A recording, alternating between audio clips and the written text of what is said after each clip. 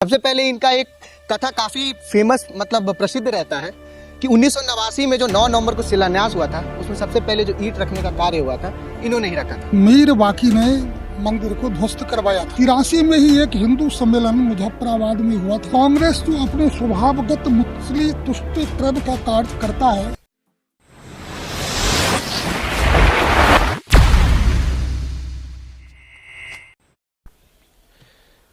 2024 का जनवरी वो एक ऐसा साल आने वाला है जब करोड़ों भारतवासियों को उसका इंतज़ार रहेगा, क्योंकि राम मंदिर का निर्माण हो रहा है और राम लला का हम दर्शन कर पाएंगे। इसके लिए अभी हमारे साथ उपस्थित हैं कामेश्वर चौपाल जी। ये परिचय के मोहताज नहीं हैं, क्योंकि पूरे भारतवासी जो राम लला के भक्त हैं, वो चाहे बिहार के सभी लोग इनको जानते हैं। सबसे पहले इनका एक कथा काफ़ी फेमस मतलब प्रसिद्ध रहता है कि 1989 में जो 9 नवंबर को शिलान्यास हुआ था, उसमें सबसे पहले जो ईंट रखने का कार्य हुआ था, इन्होंने ही रखा था। सबसे पहले तो स्वागत है सर आपका भारत आइडिया। धन्यवाद। मेरा सबसे पहला प्रश्न आपसे ये रहेगा कि शिलान्यास का जो कार्यक्रम था, उसमें आपको यह नहीं पता था कि ईंट रखना है आप ही को, सबसे पहला ईंट। इसके पीछे की कथा क्या है, क्योंकि बहुत लोग जानना चाहते हैं इस विषय में। देखिए, कथा इसका यही है कि राम जन्मभूमि की लड़ाई बहुत लंबी है। आप जानते हैं, बाबर के सिपाह सलार या सेनापति कह सकते हैं, मीर बाकी ने मंदिर को ध्वस्त करवाया था बाबर के आदेश से, और ये लंबी लड़ाई हो गई थी। कई पीढ़ियां खप गई थी उसमें। लगभग 500 वर्ष के आसपास का समय हो गया था, और कितनी पीढ़ियां और खपेगी इसका कोई अंदाज नहीं था। इस सारी लड़ाई में लगभग 76 बार युद्ध हुआ है, और आज़ादी के बाद जोड़ दीजिए तो 77 बार युद्ध हो जाएगा। 4 लाख से अधिक लोगों ने अपना बलिदान दिया है। अब इतनी लड़ाई में, लंबी लड़ाई में किसी को भी आत्मविश्वास तो हो सकता है, लेकिन आत्मविश्वास के बाद ये हो ही जाएगा, यह कह के कोई संघर्ष नहीं कर रहा था। लेकिन इतना आत्मविश्वास था कि आज नहीं तो कल प्रभु राम का जन्मभूमि हमें प्राप्त होगा। तो हम सभी जानते हैं 1949 में राम जन्मभूमि पर आज़ाद भारत में ताले लगे, और ये संतों की लड़ाई थी। कुछ सामाजिक लोग थे उस समय, लेकिन वो लड़ाई धीरे धीरे कमज़ोर होती जा रही थी। 1983 की बात होगी, जब उस लड़ाई के प्रमुख महंत रामचंद्र दास जी महाराज परमहंस और दाई दयाल खन्ना जी, उन लोगों ने हमारे राष्ट्रीय स्वयंसेवक संघ के तात्कालीन सरकारजवाह प्रोफेसर राजेंद्र सिंह उर्फ रज्जू भैया से मिल करके आग्रह किया था, और 83 में ही एक हिंदू सम्मेलन मुजफ्फराबाद में हुआ था। उस सम्मेलन में उन्हें आमंत्रित भी किया गया था। सम्मेलन में उस समय कुछ क्षण के लिए बीच में जो प्रधानमंत्री केयर टेकर के रूप में रहे थे, दाई दयाल खन्ना भी उपस्थित थे, और उसी समय रज्जू भैया के सामने सारा विषय आया, और उन लोगों का आग्रह था कि संघ इस विषय को अपने हाथ में ले। तो माननीय रज्जू भैया ने शायद कहा होगा कि ठीक है, हम इस पर विचार करते हैं, लेकिन संघर्ष कौन करेगा ये सब लोग बैठ के तय करेंगे। और रज्जू भैया ने फिर परम पूज्य उस समय के तत्कालीन सरसंघ चालक माननीय बाला साहब देवरस से विस्तार पूर्वक बात की, और फिर ये तय हुआ कि देश के सारे संत, सारे जो हिंदू संगठन है उसके प्रतिनिधि आए, और 1984 में लगभग 800 देश के प्रमुख संत जुटे। संघ के परम पूज्य सरस संचालक जी भी, संबंधित विश्व हिंदू परिषद के पदाधिकारीगण भी, और संत भी भारी संख्या में जुटे, और वहाँ निर्णय हुआ कि इस आंदोलन को कौन चलाए। तो सबों का आग्रह था कि संघ अपने हाथ में ले। संघ ने स्पष्ट रूप से कहा कि संघ कोई आंदोलन नहीं करता, संघ का स्वयंसेवक आंदोलन करेगा, लेकिन इस आंदोलन को संत नेतृत्व करे। और उसी समय संतों के नेतृत्व में ही आंदोलन प्रारंभ हुआ और वही निर्णय हुआ था कि संत जो निर्णय करेंगे उसका क्रियान्वयन का काम विश्व हिंदू परिषद करेगा। और उसी के अनुसार यह आंदोलन प्रारंभ हुआ। 84 में ही एक कमेटी बनी जिसके अध्यक्ष थोड़े दिन के लिए दाऊ दयाल खन्ना बने।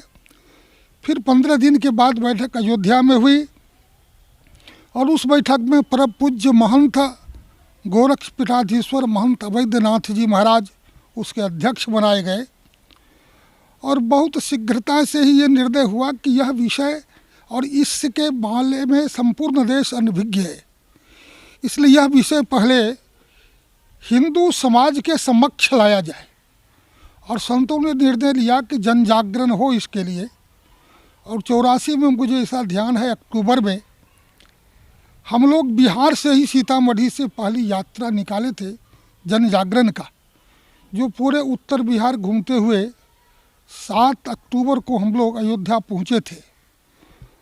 और वहाँ कार्यक्रम हो करके वहीं से संघर्ष का कार्यक्रम संकल्प के साथ सरजू तट पर प्रारंभ हुआ था। वहाँ से यात्रा लखनऊ गई, बड़ा बीच में कार्यक्रम हुआ। लखनऊ में बड़े सम्मेलन का आयोजन हुआ। वहाँ से यात्राएं दिल्ली के लिए प्रारंभ हुई, लेकिन फैजाबाद के आसपास से निकल के जब हम लोग अयोध्या आए, गाजियाबाद के आसपास जब हम लोग पहुँचे होंगे, तो उसी समय इंदिरा गांधी की हत्या हो गई थी। और उसके बाद देश के हित में संतों ने भी और संगठन ने भी निर्णय किया कि आंदोलन को रोक दिया जाए, और आंदोलन रुक गया। फिर 85 में राम जानकी रथ यात्रा निकाली गई, देश भर में जागरण हुआ। बिहार से 3 यात्राएं निकली थी, तीनों भाग में, मध्य बिहार, उत्तर बिहार और आज का जो झारखंड है वो दक्षिण बिहार हुआ करता था। और उस समय यह निर्णय था कि भाई ताला खुल जाए। आज़ाद भारत में प्रभु राम के मंदिर पर ताला लगा हुआ है। इस आंदोलन को लेकर के देश भर में जगराज यात्रा निकला। और संयोग ये समझिए कि संतों ने ये घोषणा कर दी थी कि यदि ताला नहीं खुला तो हम ताले को तोड़ देंगे, क्योंकि ताला लगाने में कोई लिखित एविडेंस नहीं था, मौखिक आदेश के आधार पर ताला लगा था। और उस समय देश की परिस्थिति ऐसी थी कि कांग्रेस बुरी तरह घिर गई थी एक विवाद में। आप सबको मालूम होगा साहबानों का प्रकरण। और कांग्रेस जो अपने स्वभावगत मुस्लिम तुष्टिकरण का कार्य करता है, वो मुस्लिम तुष्टिकरण के कारण से माननीय सुप्रीम कोर्ट के निर्णय को मुसलमानों को तुष्ट करने के लिए बदल दिया था। उसके कारण मुसलमान में भले ही प्रसन्नता हो, लेकिन देश के अंदर उसका बड़ा भारी आक्रोश था। तो राजीव गांधी को लोगों ने सलाह दिया, उनके सिपह सलारों ने, कि भाई हिंदू बहुत नाराज हैं, हिंदू का भी कुछ काम करना चाहिए। इधर हिंदुत्व का इस आंदोलन उग्र होता जा रहा था। पूरे देश में राम जानकी यात्रा निकाल करके यह भावना लोगों की प्रचंड होती जा रही थी कि आज़ाद भारत में प्रभु राम के दर्शन पर में रोक है और राम जन्मभूमि पर में ताले लगे हैं। यह विषय देश को आंदोलित कर रहा था। तो हिंदुओं के जनमानस को भी शांत कर दें और मुसलमान को जो तुष्ट किया था, मुसलमान जो नाराज हो गए थे, तो मुसलमानों की नाराज़गी को देखते हुए हिंदू को तुष्ट करने का ये चाल उन्होंने एक बार चली थी।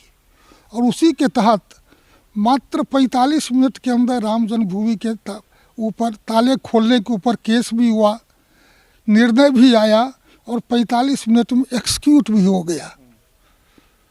लेकिन उनके मन में यदि श्रद्धा और संकल्प होता तो साहस के साथ कहता कि हमने राम जन्मभूमि का ताला खुलवाया है। लेकिन कांग्रेस को ये साहस नहीं था कि वो राम के साथ खड़े हो, वो राम के साथ भी छद्म ही करना चाहते थे, इसलिए साहस प्रकट नहीं कर सका। देश के संत और देश के राम भक्त आंदोलित थे। जैसे ही ताला खोला वैसे ही लोग 1 फरवरी 1986 को ताला खुला था और ये मामला हिंदू समाज में उत्साह को भर दिया, आंदोलन को भी एक बल प्रदान किया और आंदोलन और तीव्र हुआ। हम सभी जानते हैं कि ये आंदोलन चरणबद्ध चलते रहा और फिर 1988 में संतों का सम्मेलन हुआ था फरवरी माह में कुंभ के अवसर पर, जिसमें संतों ने ये निर्णय लिया था, साल भर पहले का निर्णय था कि राम जन्मभूमि पर हम 9 नवंबर 1989 को इतना बज के इतना मिनट पर शिलान्यास करेंगे। सरकार निर्णय ले, नहीं तो वो शिलान्यास कार्यक्रम रुकेगा नहीं। उसमें थोड़ी सी गड़बड़ी कोर्ट ने भी की। कोर्ट ने भी निर्धारित समय में डिसीजन नहीं दिया, केस को खींचता रहा। हिंदू समाज का धैर्य भी टूटता जा रहा था और उस धैर्य के टूटने के कारण से लोगों को लगता था कि कोर्ट निर्णय नहीं देगा। 1885 से कोर्ट में लोग दौड़ रहे थे और ये पता नहीं कितनी लंबी केस जाती, तो लोगों को लगा था कि कोर्ट छोटी छोटी बातों पर तो इतना सीरियस होता है, लेकिन जो करोड़ों हिंदुओं को आहत कर रहा है उस मुद्दे पर कोर्ट को सुनने का समय नहीं है। और इन सब कारणों से जो संतों का सम्मेलन हुआ था उसमें ये निर्णय हो गया कि ये करेंगे। और उसी में परम पूज्य देवराहा बाबा ने, हमारे जो मार्गदर्शक थे माननीय अशोक सिंघल जी, उनसे कहा कि शिला पूजन कराओ, मंदिर बनेगा। और माननीय अशोक सिंघल जी को अगाध श्रद्धा संतों के प्रति था। वो कहते थे कि संत ने कह दिया है तो मिथ्या न हो ये देव ऋषि वाणी, संत कह दिए तो वो मिथ्या नहीं हो सकता। और देश में शिला पूजन का कार्यक्रम आयोजन हुआ और वो आज के समय में लगभग देश विदेश से जोड़ दीजिए 3 लाख ग्रामों में शिला पूजन का कार्यक्रम हुआ। और ये शिलाएं प्रारंभ हो गई पहुंचना अयोध्या 89 में। और 89 में जब पहुंचना शुरू हो गई थी तब सरकार को लगने लगा था कि मामला कुछ हो रहा है। वार्ता कई राउंड पर हुई, लेकिन वार्ता समापन के दिशा में कोई बात ही नहीं हो रही थी, कोई समाधान नहीं निकल रहा था। उस समय प्रधानमंत्री राजीव गांधी थे, होम मिनिस्टर श्रीमान बूटा सिंह जी थे और नारायण दत्त तिवारी जी उत्तर प्रदेश के मुख्यमंत्री थे। जब शिलान्यास के स्थल पर में वार्ता हो रही थी तो हमारे तरफ से भी हमारे उस समय के आंदोलन के जो अध्यक्ष थे माननीय महंत अवैधनाथ जी, पूज्य अहमदनाथ जी महाराज, माननीय अशोक सिंघल जी, गिरिराज जी, और उसमें 8-10 लोगों की जो टीम गई थी, वार्ता का कोई जब अंत नहीं हो रहा था तो लोगों ने कहा कि हम शिलान्यास करेंगे। वहाँ जब हम लोग स्पॉट पर पहुँचे थे तो उस समय युद्ध की स्थिति एक प्रकार से थी। देश भर से लाखों नौजवान आए थे और सुन करके आप बेहद आश्चर्य करिएगा। उस समय के यदि समाचार पत्र मिलते होंगे तो खोज के देखेंगे, कई नौजवान ने कहा कि यदि हम अयोध्या आए हैं तो या तो शिलान्यास करके जाएंगे या तो अपना सर चढ़ा के जाएंगे। और इसको देख करके पूरे समाचार आने लगा था कि अयोध्या में कुछ बहुत बड़ी घटना घट जाएगी। और लगता है सरकार को ध्यान में आ गई बात और सरकार कुछ गलतियां ऐसी कर रही थी। मुझे जैसा याद है उस समय की सरकार ने ये कहना शुरू कर दिया, ये खाता नंबर, ये खेसरा नंबर, ये रकबा नंबर ये बाबर के नाम से है। और हमारे तरफ से जो लोग थे बहुत नाराज़ हुए। उन्होंने कहा बाबर तो इस देश में शासन करता था, जब बाबर ने यहाँ से छोड़ के गया तो किसी को पट्टा नंबर लिख के गया है क्या? बाबरी मस्जिद ही केवल बाबर के क्यों, दिल्ली का सल्तनत तब बाबर के अधीन होगा। और जब ये ध्यान में आया लोगों को तो लोगों को अपनी भूल समझ में आई और तब जाकर उन्होंने कहा कि नहीं, विवादास्पद स्थल जहाँ शिलान्यास होना है वो विवाद से बाहर है। और 9 नवंबर 1989 को वहाँ शिलान्यास संपन्न हुआ। जहाँ तक मेरी बात है शिलान्यास की, तो यह संतों का निर्णय था। काफ़ी चर्चा में रहता है ये संतों का, लोग भूलते हैं, हिंदू समाज भूलते हैं भाई, ये बीमारी है भूलने का। जब कुंभ के अवसर पर संतों का धर्म संसद हुआ था, तो उसी समय धर्म संसद में घोषणा की गई थी कि राम जन्मभूमि पर जो शिलान्यास होगा समाज के किसी अंत्यज वर्ग के, जिसको आप दलित कह सकते हैं, वंचित कह सकते हैं, उन्हीं वर्गों के हाथों उसका शिलान्यास कार्यक्रम संपन्न होगा। वो निर्णय तो पहले का था, लेकिन किनके हाथों से होगा यह निर्णय तय नहीं था। मुझे भी पता नहीं था। मैं तो एज ए कार्यकर्ता वहाँ मुझे जाना भी नहीं था। मुझे भी लगता है सबे नचावत राम गुसाई, नाचत नर मर कटके नाई। मैं उस समय संगठन मंत्री था, मुझे आदेश था कि जाना नहीं है, लेकिन संजोग से जो कार्यकर्ता शिला लेकर जा रहे थे, तो बिहार के अंदर सासाराम में दंगा हो गया और मैं उस समय गया में था। मेरे पास उस समय के पुलिस के डीजीपी का फ़ोन आया और वहाँ के पदाधिकारियों का, कहाँ हो? मैंने कहा गया में हूँ। कहा कि ऐसे ऐसे घटना घट गई। उस समय हमारे जो बड़े कार्यकर्ता प्रमुख लोग थे, ऐसे 5-7 लोगों को रात में लेकर के हम लोग वहाँ पहुँचे और सबों को ये राय बना कि चूँकि सब नौजवान जा रहे हैं, कोई यदि समझदार लोग नहीं जाएंगे तो इस प्रकार की कई समस्याएं रास्ते में आएंगी, इसलिए कोई न कोई ऐसे व्यक्ति जाए कि सबको संभाल के लेकर के जाए। और तब मैं वो पहुंचाने के लिए वहाँ पहुंचा था और वहाँ पहुंचा तो वहाँ रुक गया। अब रुक गया तो संतों का निर्णय था। अब कहाँ से संतों का निर्णय में से मेरे जैसे आदमी का नाम आया, मैं आज भी समझता हूँ कि ये प्रभु की इच्छा थी और संतों की कृपा से मेरे नाम का घोषणा हुआ। उस संघर्ष में मैं रुक गया था, नहीं तो मैं तो यदि संगठन का आदेश था कि रहो क्षेत्र में, कहीं कोई घटना घटे तो उसको साज संभाल करना, तो संगठन मंत्री किसी को जाना नहीं था। और मैं यहाँ पहुँचा तो यह सब ईश्वरीय कार्य कह सकते हैं था और उसके निमित्त मुझे चुना गया।